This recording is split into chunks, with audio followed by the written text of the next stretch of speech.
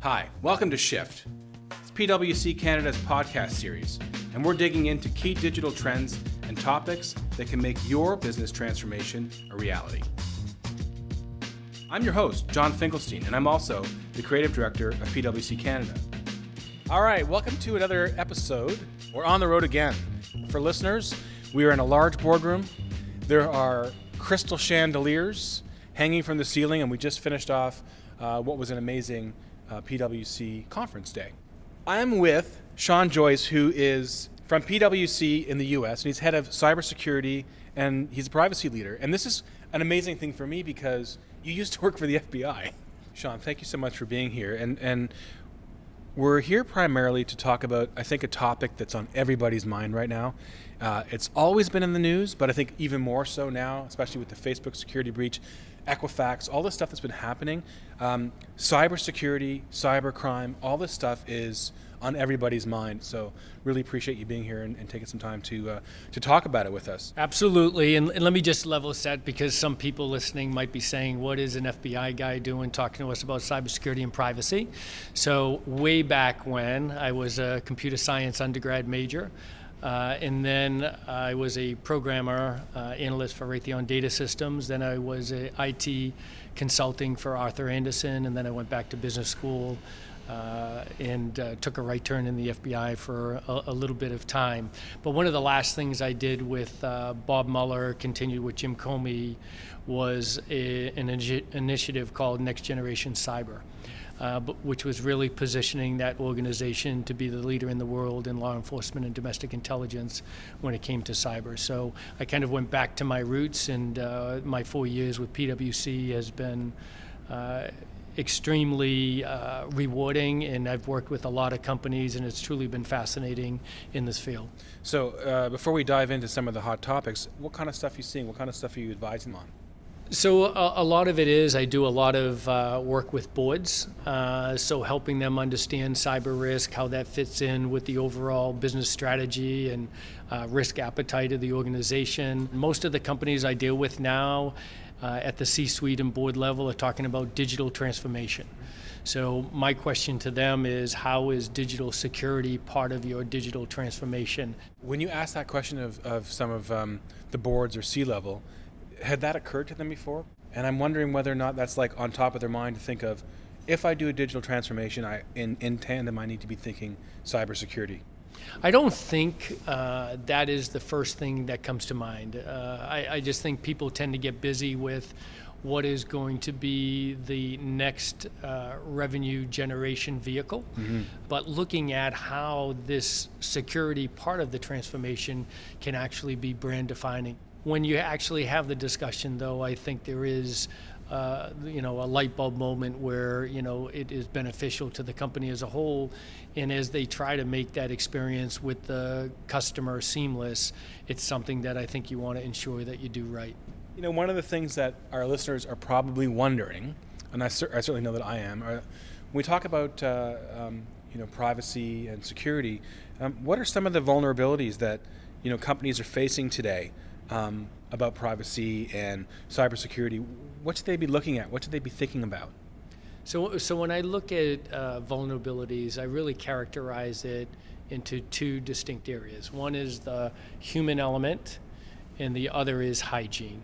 So in the human element, I'm really looking at, phishing, spear phishing, those type of emails that you get where it's, you click on the attachment, you're not really looking at the URL of where it came from, and maybe a very small, like instead of .com, it's .net or mm-hmm. something like that, which many of us are victim of, and it happens each and every day. And I think we get better at that type of issue with training and awareness. I think a lot of chief information security officers out there actually have incredibly good training programs where they do these phishing exercises, some on a monthly basis, some on a quarterly, that really keeps their employees aware of the threat out there from phishing and spear phishing.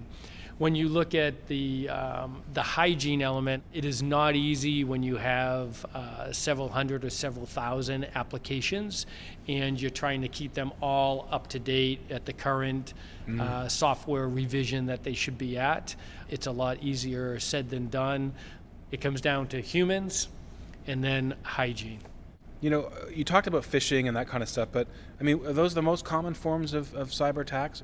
It's really, I would say, phishing, malware. I mean, really, when you're looking at the common SQL injection and some of the other, I think, common forms of malware that you've seen out there, I think people don't realize how, I mean, the malware can be very sophisticated, but the mode of entry is typically, I forget what the percentage is, but it's very high through an attachment that you click on. I would just say the most common vector is really through phishing and social engineering is how most hackers get in.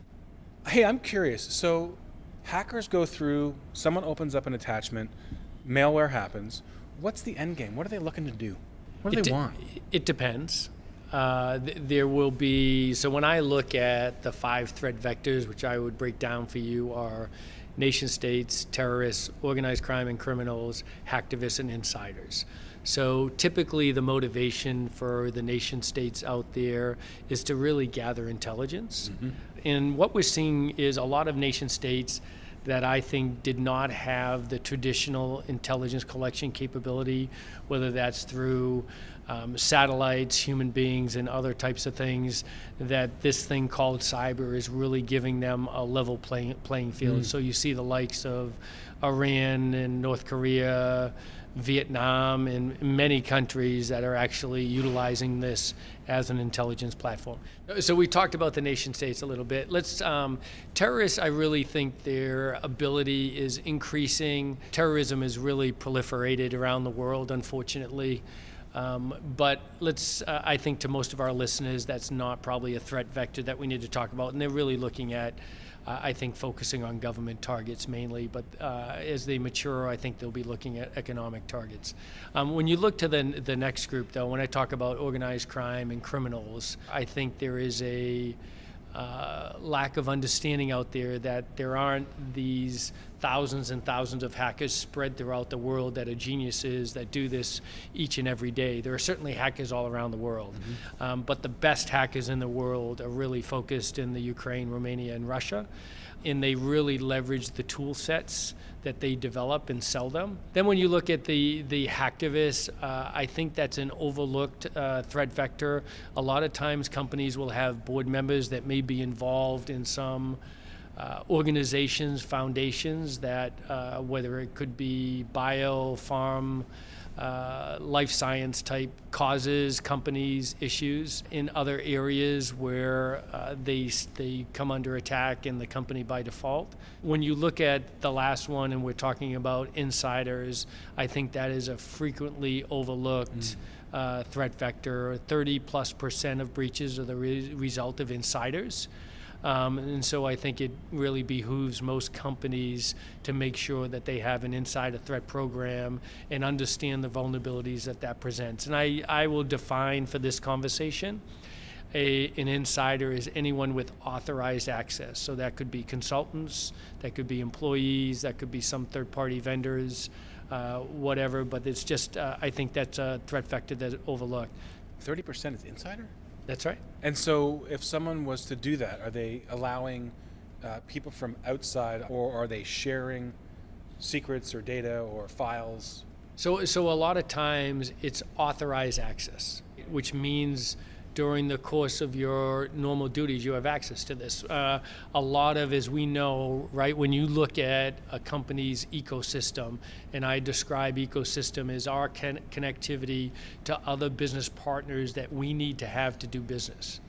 So a third party is going to have connectivity to, say, PwC because they need certain information. Yeah. But then there's also the malicious insider, right? That employee that's purposely stealing information, intellectual property, those type of things that can do great damage to a company. So out of that 30%, just for my own edification, it's not all malicious. Sometimes it's just unwitting, unknown.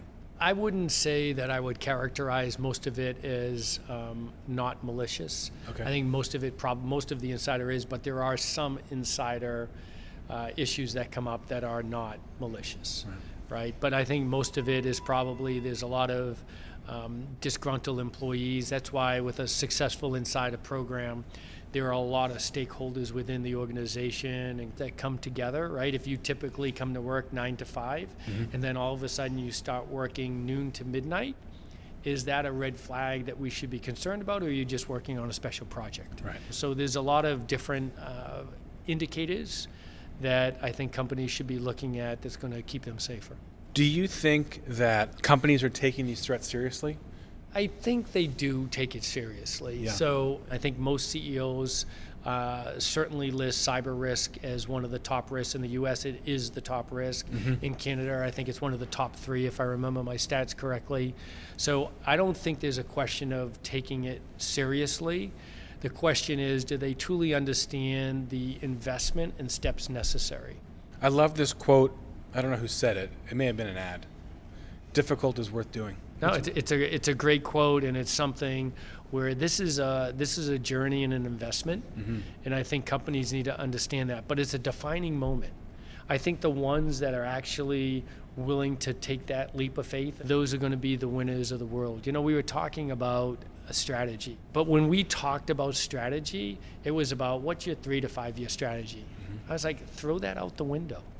The world that we're living in right now is about an agile strategy. Yeah. And how do you have the agility and nimbleness as an organization to be flexible and adjust to market trends? I'm actually looking at my strategy every 6 months. That's how quick I think the market is changing. That doesn't mean I don't have some foundational elements to my strategy, especially on the people side. But I'm talking about when you're looking at market trends and what the customer wants and what consumers are looking for, that's changing very quickly, and you need to be, have that agility that I think I'm talking about. I think that's a key for people who are listening, making sure your strategy is agile, because you're right. 3 to 5 years, that's not going to work. At all. So what do you think the top 3 things companies should be doing to prepare themselves for today's sort of, connected world, in inverted quotations, but I think it's even beyond that. Without question, a third-party annual cybersecurity assessment. Bring someone in, they're doing a top-to-bottom assessment. I'm not talking about a interview document-based cybersecurity assessment. I'm actually one that you're actually looking at the controls.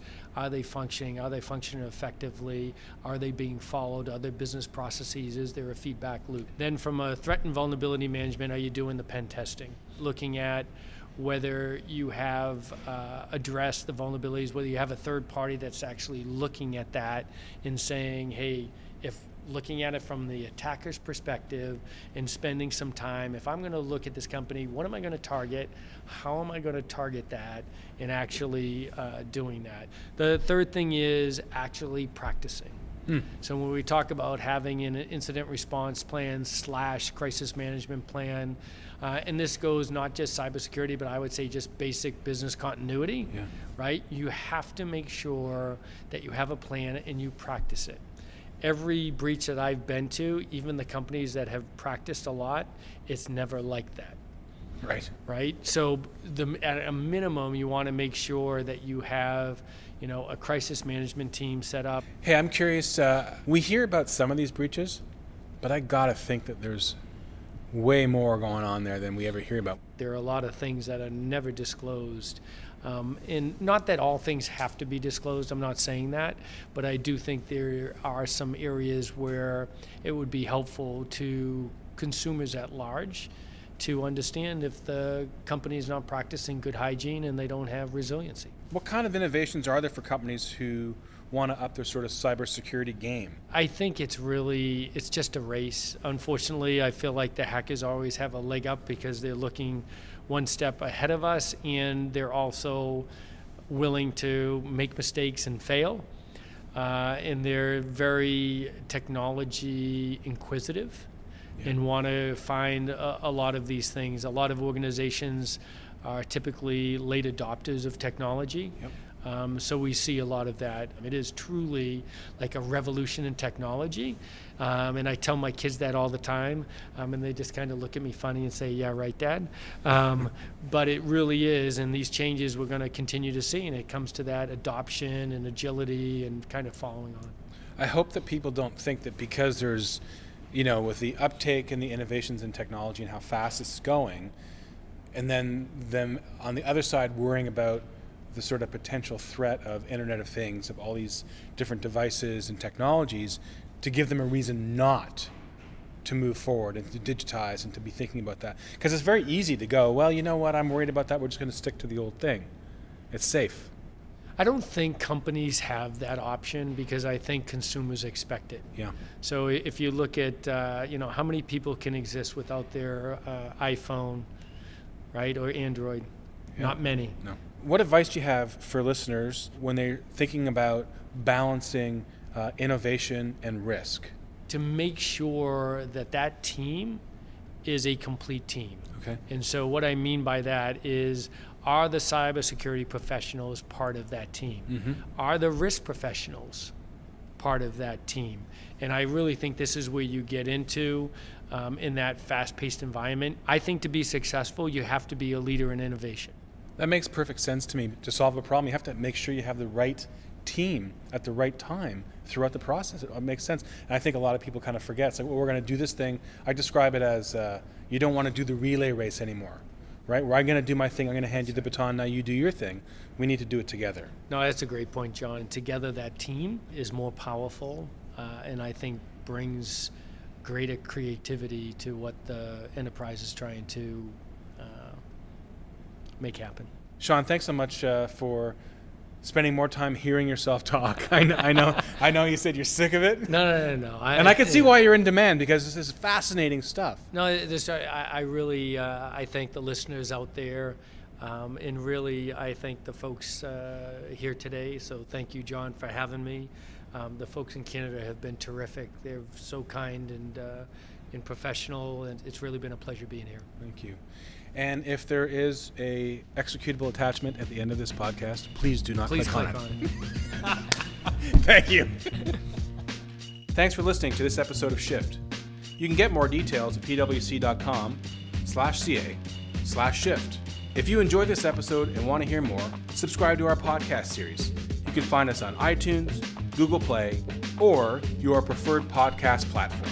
Just so you know, this podcast has been prepared by PricewaterhouseCoopers LLP, an Ontario limited liability partnership, for general guidance on matters of interest only, and does not constitute professional advice. Until next time.